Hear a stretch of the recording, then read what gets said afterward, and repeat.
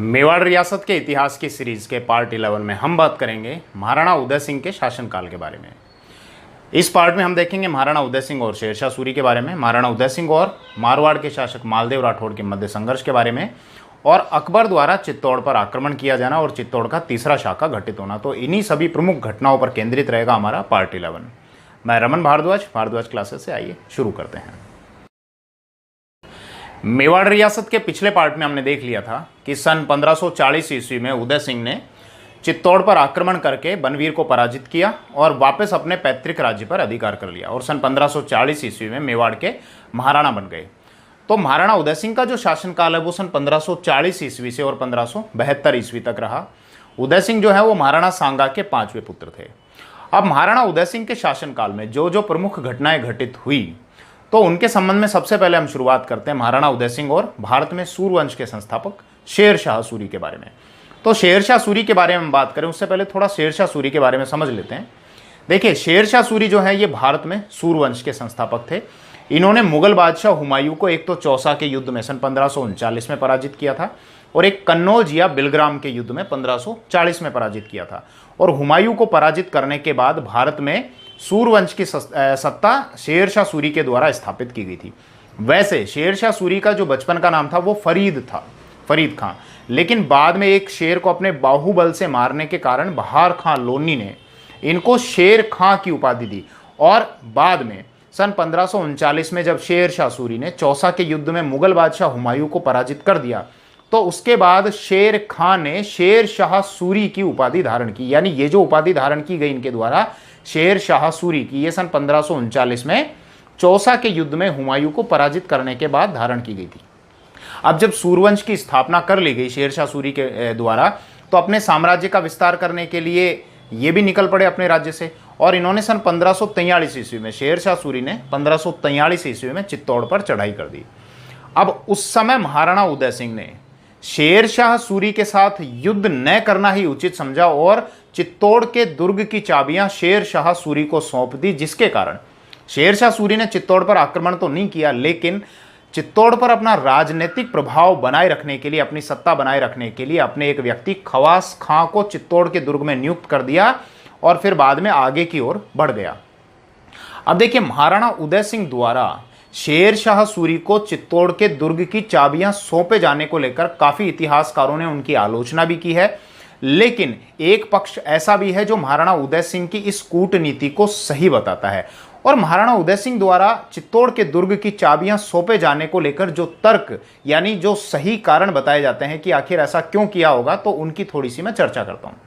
देखिए, ये तो हमको पता है कि महाराणा उदय सिंह के जो पिता थे महाराणा सांगा, उनकी सन 1528 ईस्वी में मृत्यु हो गई थी और महाराणा सांगा की मृत्यु के बाद मेवाड़ में राजनीतिक अस्थिरता का दौर शुरू हो गया था। राजनीतिक अस्थिरता से मतलब है कि बहुत ही कम समय के लिए शासक महाराणा सांगा के बाद अब जो शासक बन रहे हैं वो अल्प अवधि के लिए बन रहे हैं, यानी थोड़े थोड़े समय के लिए बन रहे हैं। कैसे?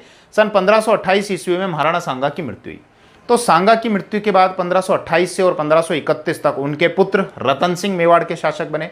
वो छल और कपट का शिकार हो गए।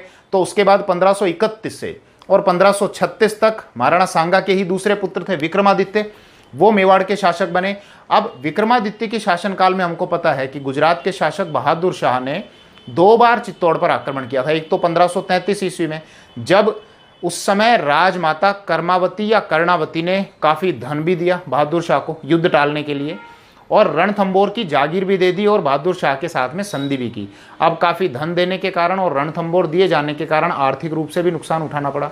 लेकिन बहादुर शाह ने जब वापस आक्रमण किया 1534 ईस्वी में तो उस समय चित्तौड़ में दूसरा शाखा हुआ था। अब इसके कारण एक तो चित्तौड़ की सैन्य स्थिति काफ़ी कमज़ोर हो गई थी और चित्तौड़ आर्थिक रूप से भी काफ़ी कमज़ोर हो गया था।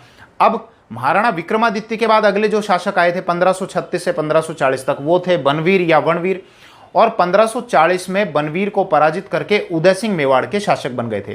तो 1528 से ये कंटिन्यू राजनीतिक अस्थिरता का दौर चल रहा है, जिसके कारण क्या हुआ, मेवाड़ सैन्य रूप से भी कमजोर हो गया, मेवाड़ आर्थिक रूप से भी कमजोर हो गया। अब जब महाराणा उदय सिंह 1540 में मेवाड़ के शासक बने तो 1543 ईस्वी में ही शेरशाह सूरी ने चित्तौड़ पर चढ़ाई कर दी। यानी महाराणा उदय सिंह के शासक बनने के मात्र 3 वर्ष बाद ही अब इतने कम समय में उदय सिंह अभी तक मेवाड़ को ना तो सैन्य रूप से सक्षम कर पाए थे और ना ही आर्थिक रूप से सक्षम कर पाए थे। इसीलिए जब शेर शाह सूरी ने चित्तौड़ पर चढ़ाई की तो उस समय की परिस्थितियों के अकॉर्डिंग महाराणा उदय सिंह को ऐसा लगा होगा कि इस समय युद्ध करना मेवाड़ के लिए अच्छा नहीं है, मेवाड़ के हित में नहीं है। इसीलिए उन्होंने कूटनीति से काम लिया और चित्तौड़ के दुर्ग की चाबियां शेर शाह सूरी को सौंप दी। लेकिन शेर शाह सूरी ने खवास खां को चित्तौड़ के दुर्ग में नियुक्त कर दिया और यहां से आगे चला गया। चित्तौड़ से जब वो गया तो ज्यादा समय तक शेर शाह सूरी का चित्तौड़ के दुर्ग पर यानी मेवाड़ पर अपना प्रभाव नहीं रहा, क्योंकि 1545 ईस्वी में कालिंजर के युद्ध में तोप का गोला फटने के कारण शेर शाह सूरी की मृत्यु हो गई। इसीलिए उसकी मृत्यु के बाद महाराणा उदय सिंह ने भी चित्तौड़ में जो उसका बचा कुचा प्रभाव था, यानी चित्तौड़ में जो उसके प्रतिनिधि थे, उनको चित्तौड़ के दुर्ग से निकाल दिया और वापस पूर्ण रूप से मेवाड़ को मुक्त कर लिया। अब लेकिन यह बात तो देखो स्पष्ट थी कि महाराणा उदय सिंह ने जब दुर्ग की चाबियां शेर शाह सूरी को सौंपी तो वो इसी कारण सौंपी थी क्योंकि मेवाड़ अभी सैन्य रूप से सक्षम नहीं था, जैसा कि महाराणा सांगा के शासनकाल में हुआ करता था। अब जो आक्रमणकारी आया करते थे उनके पास में तोप और गोले उनकी युद्ध पद्धति का एक आवश्यक अंग हो गए थे। इसीलिए महाराणा उदय सिंह को लगा कि अब एक नवीन सैन्य नीति भी शुरू करने की आवश्यकता है और इसी उद्देश्य से महाराणा उदय सिंह ने एक ऐसे क्षेत्र की खोज शुरू कर दी जहां पर आक्रमणकारी आसानी से नहीं पहुंच सके, और वो क्षेत्र था राजस्थान के दक्षिण पश्चिम में जो ये मेवाड़ का जो क्षेत्र आता है, जिसको हम गिरवा कहते हैं। गिरवा का जो क्षेत्र है ये चारों ओर से पहाड़ियों से ढका हुआ है, पहाड़ की कतारें बनी हुई है, जिसको वर्तमान में हम उदयपुर नगर के नाम से जानते हैं, जो कि गिरवा के आसपास में पूरा बसा हुआ है। तो महाराणा उदय सिंह ने गिरवा के क्षेत्र में अपनी एक नवीन राजधानी स्थापित की, नए नगर की स्थापना की और वो कहलाया उदयपुर नगर सन 1559 ईस्वी में। ये सवाल कई बार पूछ लिया जाता है कि उदयपुर नगर की स्थापना कब और किसके द्वारा की गई। तो 1559 ईस्वी में महाराणा उदय सिंह के द्वारा की गई। इस बात का आप ध्यान जरूर रखना कि उदयपुर नगर को बसाने का उद्देश्य जो है ये महाराणा उदय सिंह की नई प्रकार की सैन्य नीति ही थी, क्योंकि उदयपुर नगर अब ये गिरवा के क्षेत्र के चारों ओर यानी अंदर की तरफ पहाड़ी कतारों से सुरक्षित है। इसीलिए कोई भी आक्रमणकारी अगर वहां आक्रमण करता है तो उसके लिए उस क्षेत्र तक पहुंचना इतना सरल नहीं था, उसको काफी संघर्ष करना पड़ता। इसीलिए उदयपुर नगर की स्थापना की गई। अब ये तो बात हो गई महाराणा उदय सिंह और शेर शाह सूरी के बारे में। अब हम एक बार बात कर लेते हैं महाराणा उदय सिंह और मारवाड़ यानी जोधपुर के शासक मालदेव राठौड़ के मध्य युद्ध की या उनके मध्य संघर्ष की।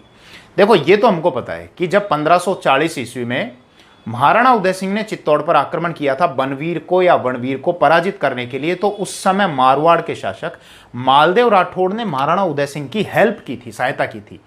लेकिन अब बाद में ऐसे क्या कारण हो गए जिसके कारण मालदेव राठौड़ ने मेवाड़ पर आक्रमण कर दिया? तो वो कारण था विवाह को लेकर। समझते हम कि मेवाड़ में यानी महाराणा उदय सिंह के राज्य में एक व्यक्ति था जैत्र सिंह, और जैत्र सिंह मेवाड़ को छोड़कर चला गया मारवाड़। मारवाड़ के शासक थे मालदेव राठौड़। उन्होंने जैत्र सिंह को अपने राज्य में एक जागीर का पट्टा दे दिया। उस जागीर का नाम था बलात खैरवा। तो बलात खैरवा का जागीरदार बना दिया। तो जैत्र सिंह ने भी प्रसन्न होकर क्या किया, अपनी बड़ी पुत्री स्वरूप दे का विवाह मालदेव राठौड़ के साथ में कर दिया। अब जैत्र सिंह की एक छोटी पुत्री और थी जो काफी सुंदर थी। तो जब एक बार मालदेव राठौड़ जैत्र सिंह के घर गए तो उनकी नजर जैत्र सिंह की छोटी पुत्री पर भी पड़ी, और मालदेव राठौड़ ने जैत्र सिंह से उसकी छोटी पुत्री का विवाह करने के लिए कहा। यानी मालदेव राठौड़ ने कहा कि आप अपनी छोटी पुत्री का विवाह भी मुझसे ही करिए।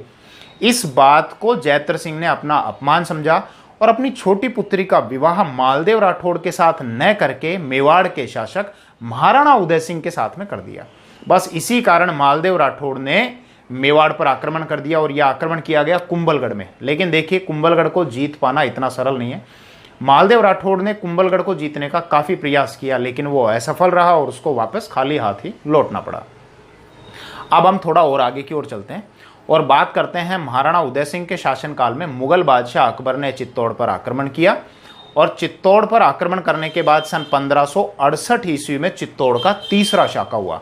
इस शाके के बारे में, इस पूरे युद्ध के बारे में हम बात करें, विस्तृत रूप से चर्चा करें, उससे पहले हम उन कारणों पर विचार कर लेते हैं जिस कारण से अकबर ने मेवाड़ पर आक्रमण किया।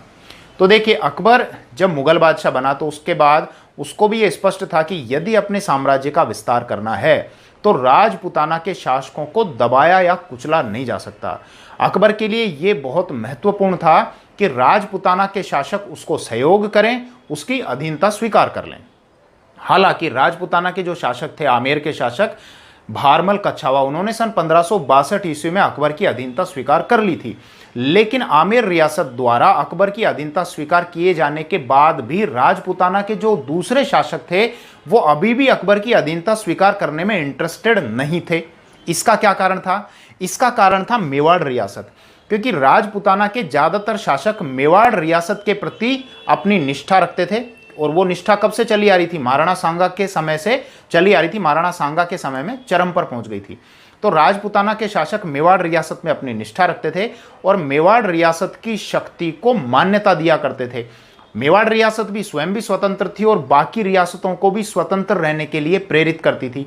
इसीलिए आमेर रियासत द्वारा अकबर की अधीनता स्वीकार किए जाने के बाद भी राजपुताना के बाकी शासक अकबर की अधीनता स्वीकार नहीं कर रहे थे। इसीलिए अकबर के लिए मेवाड़ रियासत टारगेट पर आ गया।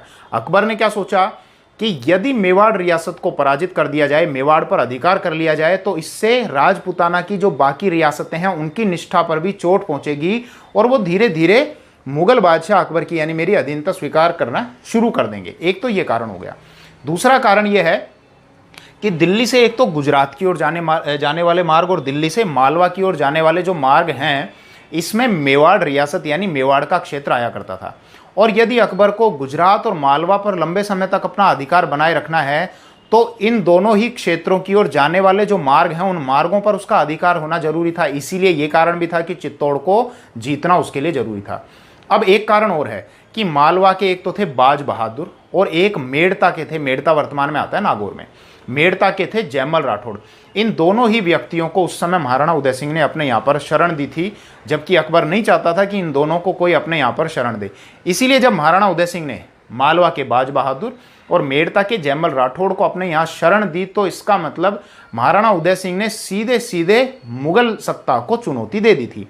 अब ये प्रमुख कारण हो गए जिसके कारण अकबर ने मेवाड़ पर आक्रमण किया। लेकिन देखिए, अकबर द्वारा मेवाड़ पर आक्रमण किए जाने से पहले उसने इस युद्ध का, इस आक्रमण का संकेत दे दिया था महाराणा उदय सिंह के पुत्र शक्ति सिंह को। मैं समझाता हूं कि महाराणा उदय सिंह के पुत्र जो शक्ति सिंह थे वो मेवाड़ रियासत से नाराज होकर और मुगल दरबार में रहा करते थे। तो एक बार अकबर ने जो बात कही, उस बात का स्रोत बता देता हूं। बात का एक तो स्रोत है अबुल फजल द्वारा लिखा गया अकबरनामा। अबुल फजल अकबर के नवरत्नों में से थे।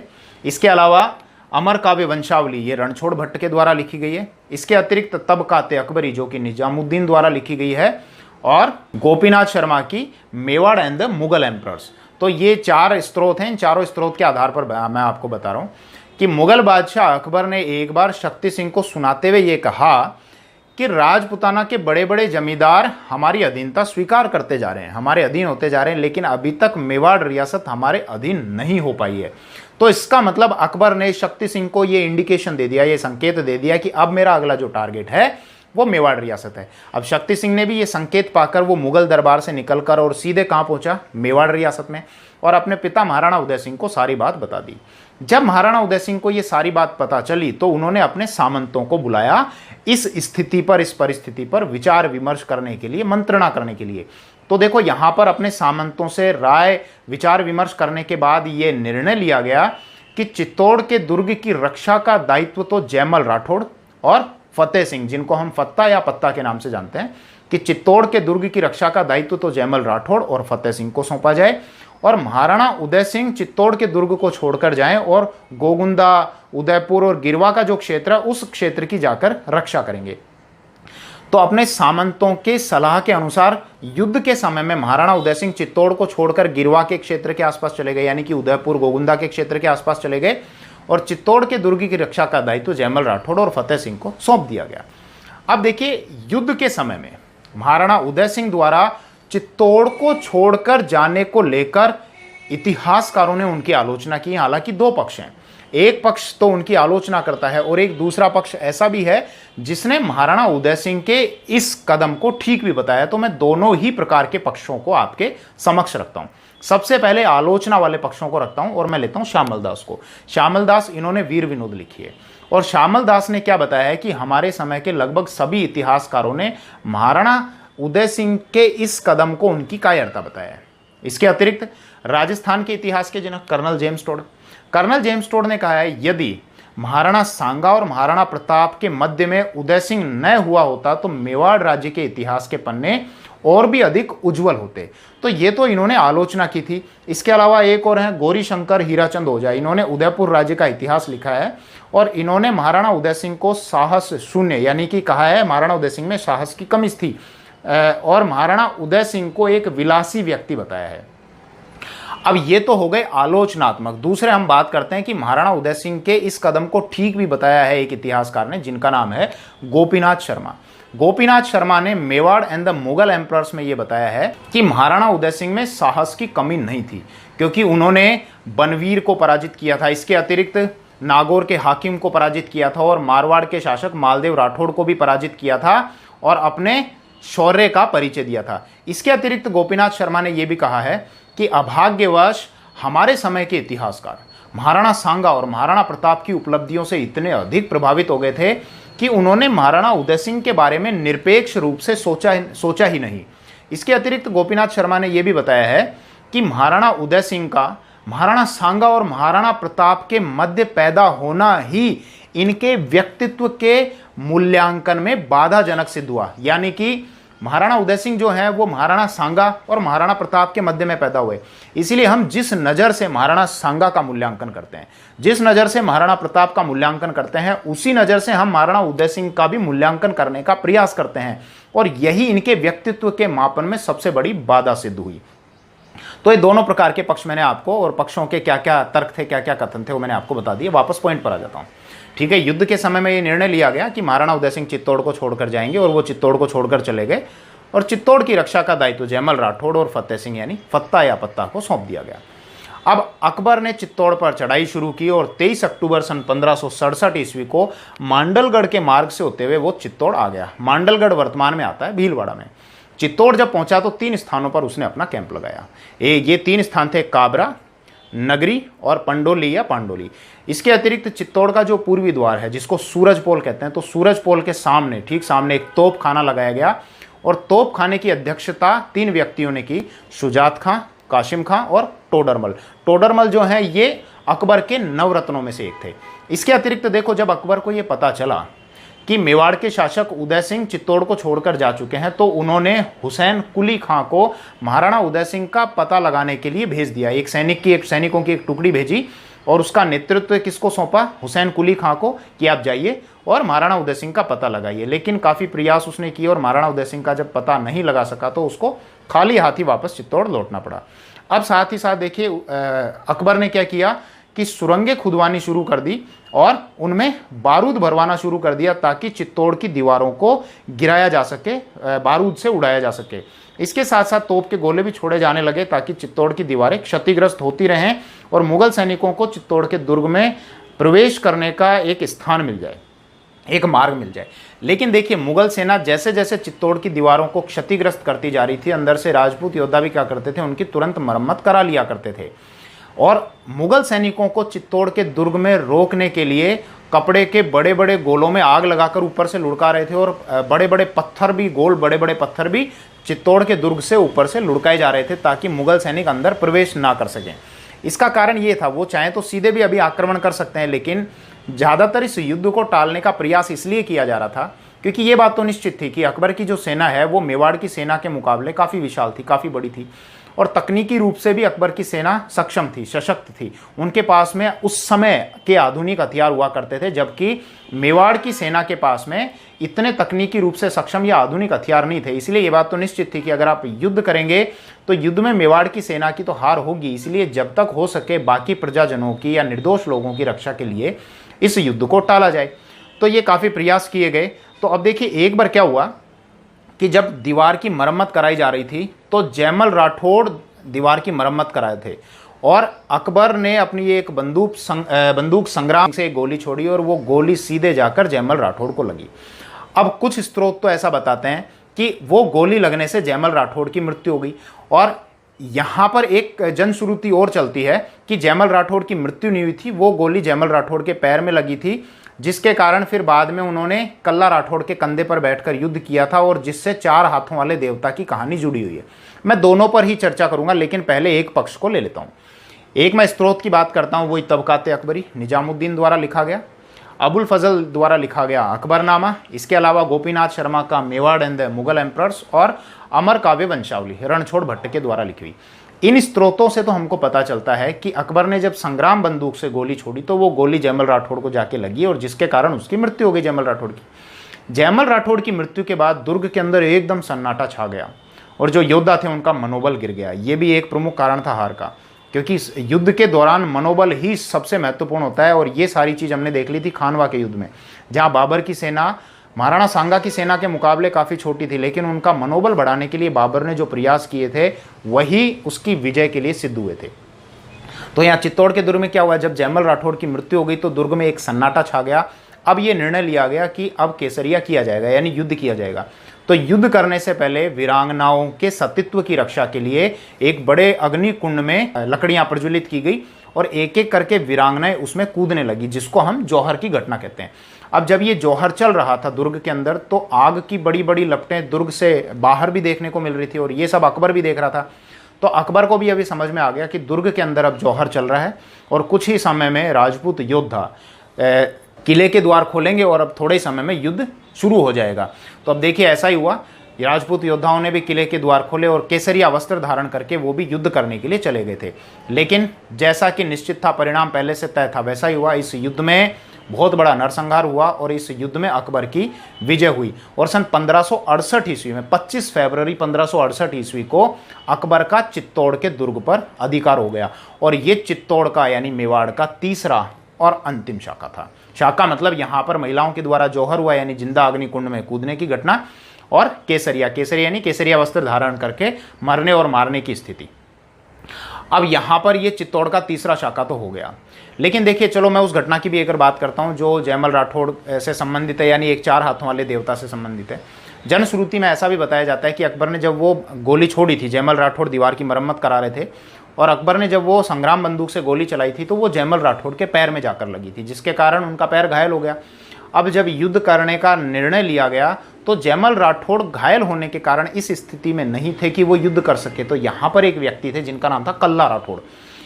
कल्ला राठौड़, ये मीराबाई का नाम आपने सुना होगा, राजस्थान की कृष्ण भक्त हुई है मीराबाई, वो मीराबाई कल्ला राठौड़ की बुआ थी।